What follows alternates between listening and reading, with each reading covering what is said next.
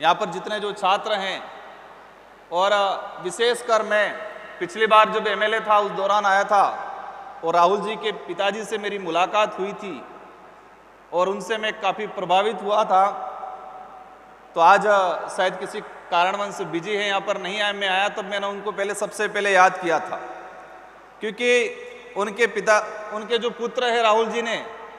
ये एक मंच दिया। देश के अंदर काफ़ी बड़ी बड़ी यूनिवर्सिटियां हैं, संस्थाएं हैं, लेकिन एमआईटी ऐसा है कि जिन्होंने एक नयापन लाए, एमएलएस का देखें, सरपंच सांसद देखें, महिलाओं के लिए, और आज ये जो कार्यक्रम आयोजित कराया जा रहा है, आपके विचारों को हम समझें, हमारे संघर्ष को, हमारा राजनीतिक कैरियर और हमारी आइडियोलॉजी उसको आप समझें और हम सब मिलके हमारे देश के लिए, आने वाली जनरेशन के लिए क्या करें। आज का जो विषय है, हमारे देश के अंदर राजनीतिक जो विचारधाराएं हैं और विचारधाराओं से संगठन, राजनीतिक पार्टियां चलती है। विशेषकर देखा गया है वामपंथी विचारधारा, दक्षिणपंथी विचारधारा और मध्यम मार्ग और कई क्षेत्रीय पार्टियां जो अदृश्य विचारधारा या अनिश्चित विचारधारा, जो समय समय पर या समय अनुकूल कुछ चेंजिंग आता रहता है। हम बात करेंगे कि हमारे जो राजनीतिक पार्टियां हैं देश के अंदर, इन राजनीतिक पार्टियों की विचारधारा कैसी है, क्या है, और देश आज़ादी के बाद से लगा के इन पार्टियों की जो विचारधारा थी उसमें कहां कहां चेंजिंग आया और इन विचारधाराओं से हमें और हमारे देश को क्या मिला और आगे क्या मिलेगा। देखा गया है वर्तमान के अंदर कि राजनीतिक पार्टियां जो विचारधाराएं हैं, उस विचारधाराओं के माध्यम से लीडर चुने जाते हैं, एमएलए एमपी बनते हैं, मंत्री बनते हैं, लेकिन पिछले 10 सालों के अंदर देखा गया है कि विचारधाराएं कमजोर होती जा रही है। व्यक्ति विशेष या व्यक्तिगत स्वार्थ ज्यादा बढ़ता जा रहा है। देखा गया है, आपने सबने देखा है कि जिस व्यक्ति ने अपना पूरा कैरियर या मान लो 20-25 साल किसी पार्टी के राजनीतिक विचारधारा से आगे बढ़ा और कब पता नहीं किधर चले जाते हैं, तो देखा गया है विशेषकर अभी पिछले 5-10 सालों के अंदर कि विचारधारा डाउन होती जा रही है, व्यक्तिगत स्वार्थ ज्यादा बढ़ता जा रहा है और ये चीजें हमारे देश को, आने वाली पीढ़ियों को, आने वाले भविष्य को कमजोर करेगी। हम बात करते हैं राजनीतिक पार्टियां उस शरीर के रूप में हैं और जो विचारधारा है उस शरीर में जो आत्मा है, जो जीव है, वो है। कोई भी संगठन अगर इसकी विचारधारा मजबूत नहीं है, उसकी विचारधारा नहीं है, तो बिना आत्मा का शरीर के रूप में है वो संगठन। इसलिए देश के अंदर हम वामपंथी या दक्षिणपंथी की बात करें, मुख्य रूप से वामपंथी विचारधारा चाहते हैं कि देश के गरीब तबका, देश का दलित, पिछड़ा, आदिवासी समुदाय आगे आए, देश के अंदर समानता हो, पूंजीवादी कम हो, एक सामाजिक सद्भावना और धर्म और जाति विशेष को लेकर जो भेदभाव या जो जहर उगला जा रहा है उसके विरोध में काम करती है। दूसरी ओर दक्षिणपंथी की बात करें, हमारे पूर्व जो वक्ता बच्चे जो आए थे बहुत शानदार तैयारी करके आए थे, उन्होंने एक शानदार और जानदार भाषण दिया। दक्षिणपंथी की बात करें हैं, राष्ट्रवाद की बात करते हैं, हम हमारी परंपरा, हमारी संस्कृतियों का संरक्षण की बात करते हैं। हर विचारधारा में कुछ अच्छाइयां हैं, कुछ बुराइयां हो सकती है, लेकिन हमको सबको समझते हुए हमारे देश के हित में अगर दक्षिणपंथी की बात करें वो राष्ट्रवाद की बात करते हैं और वामपंथी की बात करें वो गरीबों की बात करते हैं। राष्ट्रवाद का निर्माण तब तक नहीं हो सकता है जब तक हमारे देश का आम गरीब का विकास नहीं होगा। उस आम गरीब को, आम दलित को, जो आदिवासी समुदाय जो जंगलों में रहता है, जिसको मूलभूत सुविधाओं से वंचित रहता है, अगर उसका डेवलप नहीं कर पाते हैं, उसको मजबूत नहीं कर पाते हैं, तब तक हमारे राष्ट्र का निर्माण करना या राष्ट्र को मजबूत करने की कल्पना पूरी नहीं हो सकती। इसलिए हमारा देश उस दिन मजबूत होगा, हमारा देश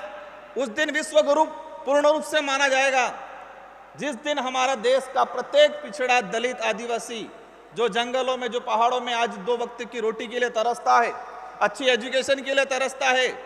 अपने इलाज के लिए तरसता है, उन लोगों तक हमने सुविधा पहुंचा के उनको अगर मजबूत नहीं किया, तब तक हमारा देश मजबूत नहीं हो पाएगा। हमें भविष्य में ऐसी नौबत नहीं लानी है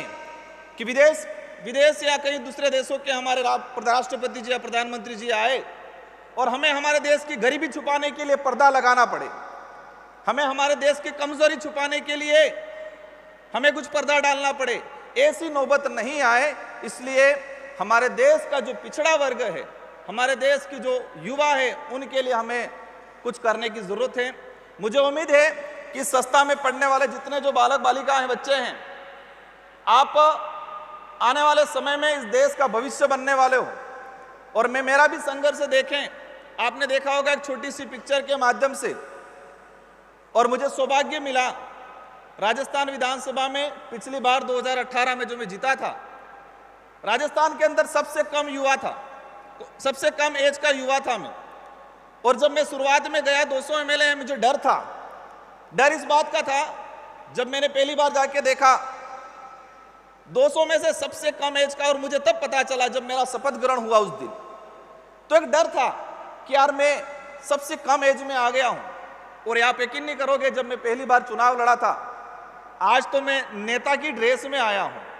लेकिन जब पहली बार चुनाव लड़ा था, विधायक बना था, मैं टी शर्ट और जींस पैंट के ही चुनाव लड़ा था और जीत के भी गया था।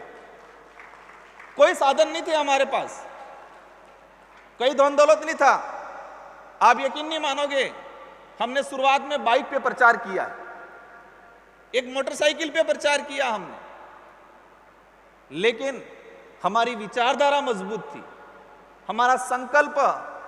मजबूत था। हमने हमारा जो संघर्ष था युवाओं के लिए, गरीबों के लिए, आदिवासी समुदाय के हक अधिकारों को लेकर, तो मैं ये कहानी इसलिए बता रहा हूं कि आपको अपना लक्ष्य हासिल करने में आपकी गरीबी कहीं बाधक नहीं आएगी। आ सकती है कुछ हद तक राजनीतिक उपलब्धियां प्राप्त करने में,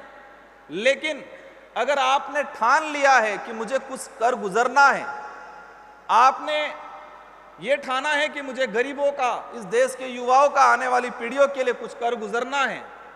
और ठानने के बाद उस दिशा में आप रात दिन काम करते हो, मेहनत करते हो, तो आपको उस लक्ष्य तक जाने में कोई नहीं रोक पाएगा। कहा जाता है युवाओं के लिए, हम भी कहते हैं युवाओं को आगे आना चाहिए, लेकिन युवाओं को आगे आने में काफी परेशानियां आती है,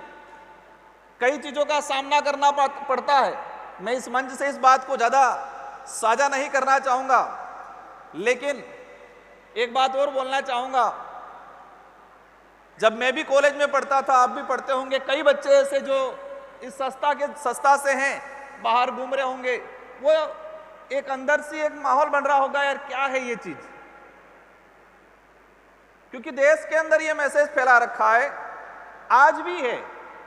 थोड़ी बहुत गिरावट हुई है, ये बात अलग है, राजनीतिक गंदी है। ये सुनने में आता है अधिकतर कि राजनीतिक गंदी होती है, और उसी बात को हमारे युवा ये समझते हैं, हाँ राजनीतिक गंदी है, और राजनीतिक से दूर रहते हैं। आप अध्ययन कर रहे हो, वहां पर भी पॉलिटिक्स हो रही है। आप समाज में कुछ प्रतिनिधित्व कर रहे हो, समाज का कुछ मुद्दे को लेके, युवाओं को मुद्दों को लेके आगे कर रहे हो, वो भी पॉलिटिक्स है। पॉलिटिक्स से कोई गंदी नहीं होती।